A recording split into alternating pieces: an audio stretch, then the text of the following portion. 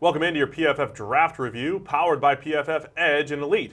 Today it's all about the Pittsburgh Steelers, Mike, and they made maybe the most surprising pick in the first round. It was Terrell Edmonds, not Tremaine, his brother. Terrell Edmonds out of Virginia Tech, the safety. He goes number 28 overall, a guy that we had as a 5th or 6th round type of player that other people did too. And I think when you look at Edmonds on tape, very athletic, you could see the high-end plays. He just didn't have the down-to-down production of the other first-round picks. That's why we had him as a much lower draft pick. Yeah, I can see why you can fall in love, and it's for a lot of the same reasons that his brother Tremaine went in the first round to Buffalo earlier. Is because the high-end athleticism is about as good as it gets. All the traits are there to be one of the best safeties in the NFL.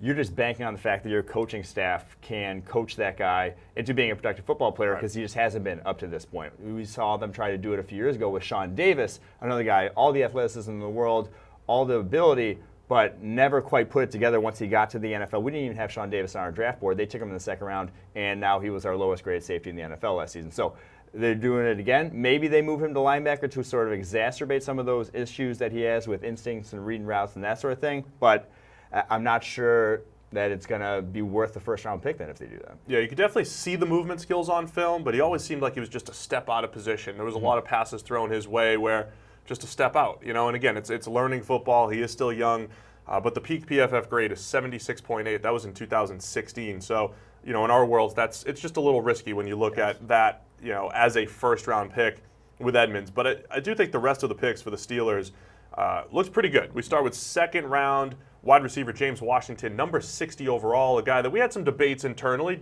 between James Washington, maybe even Calvin Ridley as our number one wide receiver on the board.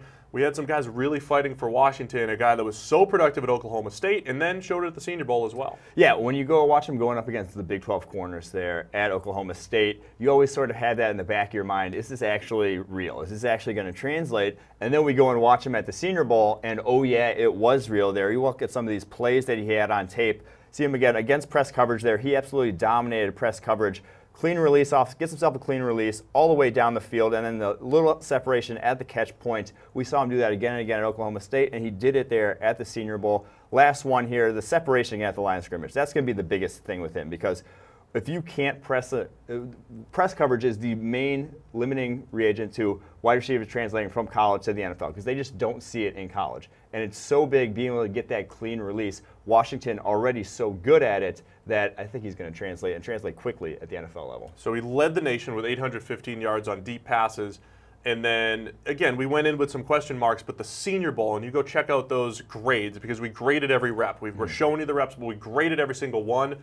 By far the highest graded receiver, both against off coverage, against press coverage. He answered a ton of questions at the Senior Bowl, essentially backing up a lot of what we saw on tape, where we wanted to say, hey, these were Big 12 defenses, but when you do it at the Senior Bowl, you do it against press, it really showed a lot. So big fan of James Washington, like that second-round pick, and I really like their third-round pick. Yep. His teammate, Mason Rudolph, out of Oklahoma State, a guy that we had as a potential first-round player.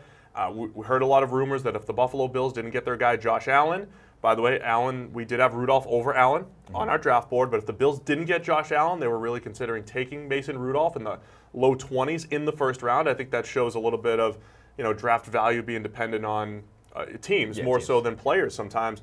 So Rudolph has that chance to be the next guy in Pittsburgh. There's a ton to like about his game. There's a ton of question marks along the way as well. He was a difficult evaluation for us, but you're talking about a guy that drives the ball outside the numbers pretty well. He was the guy throwing those deep passes to James Washington. He's a little hit or miss with the deep ball, but he dropped some beauties in there.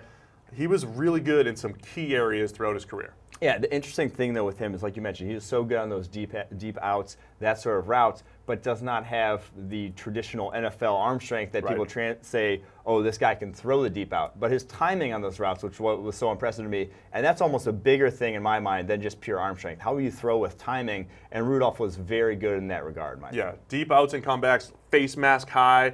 I'm not saying he was Peyton Manning, but Peyton used to have that feel for throwing the deep comeback with timing and accuracy. Late career Peyton with no arm. Yeah. With no arm, just looping it out there. So that was the question with Rudolph. Every now and again, he'd zip one in, and then the next one would be like a bit of a duck or whatever. And he doesn't really have the same athleticism as all of the guys that went in the first round, the ability to make plays outside of structure. And I think that was maybe what separated him from the Baker Mayfields, the Sam Darnolds, and some of those other guys at the top of the draft. The biggest thing with Rudolph, though, is the investment they're putting in at quarterback. A third rounder here, not really a big investment. Yeah, they could have gotten maybe a starter for them right now. They are in a championship window with Ben Roethlisberger, but only a third-round investment for a guy we viewed as a first-rounder who could now, you know, if, like you said, if the Bills would have taken him at 20 instead of Josh Allen, he'd be viewed as the quarterback of the future. Right. He'd be viewed as a guy who's going to start right away. Now he doesn't have to. It takes a little bit of the pressure off, and you still have this guy to groom for the future. You don't have to, you know, you're not necessarily, when Ben Roethlisberger does retire, all of a sudden have to go waste a first rounder on a guy. Yeah, I really like it. I like the Rudolph pick there, and I like the fact, even though Roethlisberger says it maybe doesn't help the team for this year, that is, you know, it's time to move. How many full seasons Roethlisberger played? I know, he gets banged up. It's time to look for the future. Roethlisberger, Rivers, Eli, those guys in that class of 04, it's time to look for that next guy. I think it was a great pick by the Steelers. Let's go through the rest of the draft. Other picks to highlight, Marcus Allen in the 5th round. He's just your true box safety out of Penn State. Plays the run extremely well. Could do a little bit in zone coverage. You do have to limit what he does, though, in coverage. Always graded well in the run game. Chukwuma Okorafor out of Western Michigan, a guy that you did. I didn't want to say it. I didn't want to have to try it, but I think it worked out okay. Yeah. One of those, you know, there was just a bunch of developmental third-roundish type of tackles in this draft, and he's just in that mix. Yeah, I would put him in that mix, and he has all these sort of, you know, physical, from a size, length standpoint. But I do worry about his change of direction, and that showed at his testing numbers at the Combine. He was just so slow to react, and when guys can't change direction, when you can't mirror well enough at tackle, I don't care how good you are with your hands, and the fact was he wasn't even that good with his hands. He had a 77.6 overall grade last season at Western Michigan, so he wasn't even that productive to begin with, and really struggles with change of direction ability. Put those two together, and I don't really see the, you know, perceived upside of a lot of the developmental tackles that went in that round. You could see all of the grades in the PFF draft guide. It's all part of Edge and Elite, but he was mid to high 70s over the last 3 years. Yeah. So not where you want to be for a tackle. Does have that good size, though. And then I want to discuss Jalen Samuels, their last pick, 5th round, 165 overall. Just an offensive weapon. One of the most fun players to watch in the nation the last couple of years at NC State. He was running back / tight end / fullback, H-back, slot receiver. He really did it all. Yeah. I mean, traditional, just taking handoffs as a running back, working the jet sweep game. And they announced him as a running back, and he was at the Senior Bowl, running routes at the Senior Bowl.